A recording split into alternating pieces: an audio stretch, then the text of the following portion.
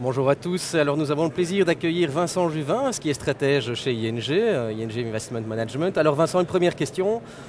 On a beaucoup parlé de macro ces derniers temps. Le FMI vient de revoir à la baisse ses prévisions économiques pour l'ensemble du monde, de 5,2 à 4,8%. Pour l'Europe, la descente est un petit peu plus importante et pour les États-Unis encore plus. Qu'est-ce qu'il faut en penser? Est-ce qu'on va vers une récession, oui ou non? Donc nous, c'est clairement le principe de récession semble exclu pour les États-Unis. Enfin, exclu, on évalue la probabilité à 25%. On pense que les fondamentaux de l'économie américaine restent tout à fait, positifs.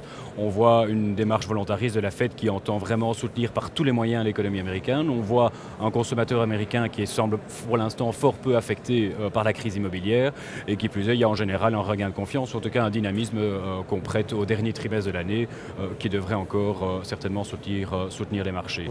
Donc récession certainement exclue. On s'attend même, je dirais, à une embellie pour ce qui est des États-Unis au début de l'an prochain, si tant est que, tout ce qui est crise immobilière ne revient pas avec trop d'intensité dans les premiers mois de l'année, puisqu'on évalue qu'il y aura encore beaucoup de prêts à taux variables qui devraient être revus dans les premiers mois de l'année, et on pourrait assister à de nouveaux remous dans le monde bancaire, dans le monde financier, du fait de défauts de paiement qui pourraient éventuellement s'avérer en hausse au début de l'année. Donc là, ça reste un petit peu la grande inconnue à ce niveau-là. Prudence malgré tout, mais relativement optimiste. Relativement optimiste. Donc ING Investment Management, pour l'instant, continue à surpondérer les actions dans ses portefeuilles mixtes. Donc on continue à penser que réellement les marchés d'actions, indépendamment d'une volatilité qui devrait rester présente et parfois importante, devraient procurer en tout cas un return supplémentaire à celle des autres classes. La question que tout le monde se pose, c'est où où acheter des actions? Oui, donc au niveau régional, pour l'instant, nous surpondérons le Japon.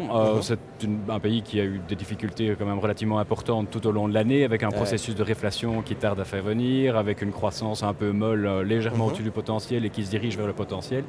Globalement, last but not least, le Japon quand même. Pour l'instant, oui, mais on observe, je pense que, et ce sera certainement une tendance dans les prochaines semaines, on a souvent été un peu attentiste en ce qui concerne les marchés émergents, mais en raison de leur valorisation relativement importante, et lorsqu'on observe les courbes en termes de price earning ratio, c'est certainement la région qui devient de plus en plus chère. Néanmoins, on l'observe, c'est réellement le plus grand contributeur, ce sont les plus grands contributeurs à la croissance mondiale, et je pense que c'est réellement, encore une fois, dans ces régions-là qu'il faut penser à investir dans le futur, sans avoir peur évidemment de hausse de volatilité qui pourrait mener à des corrections et à des trous d'air passagers tels qu'on a pu les connaître au début de l'année en Chine. Je pense à fin février, fin mai, où on a eu également, quelques déceptions.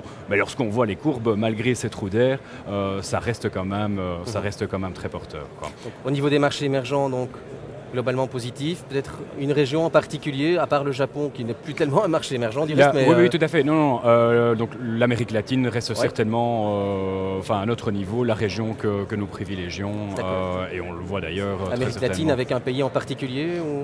Je dirais l'Amérique latine de manière générale, pas de pays en particulier. En termes sectoriels, est-ce que vous avez un conseil à donner à nos auditeurs? En termes sectoriels, donc il y a le healthcare qu'on estime qui a été probablement un petit peu... Donc les soins de santé. Soins de santé sur lesquels on est neutre pour l'instant, mais enfin qui reste quand même depuis le début de l'année un secteur qu'on privilégie.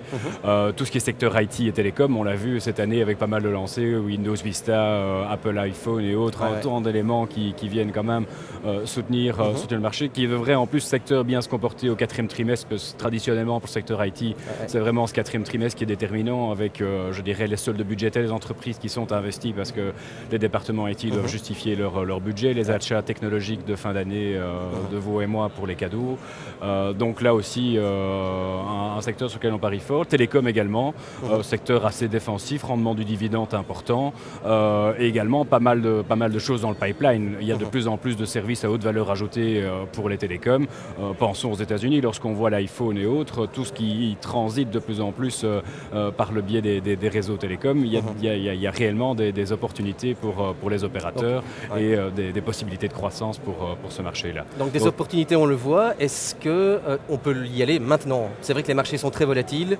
On se dit, est-ce que, oui ou non, on peut rentrer à très court terme sur les marchés ou bien attendre encore quelques mois le temps que l'orage passe ou non, on peut y aller? Je pense que pour l'instant, en tout cas nous, c'est très certainement le pari qu'on fait, y aller de manière modérée et je dirais dans une approche globale diversifiée, mais certainement en tout cas dans le portefeuille d'investisseurs, surpondérer en tout cas la partie action pour l'instant. Merci Vincent, je trouve ces conseils. Mathieu.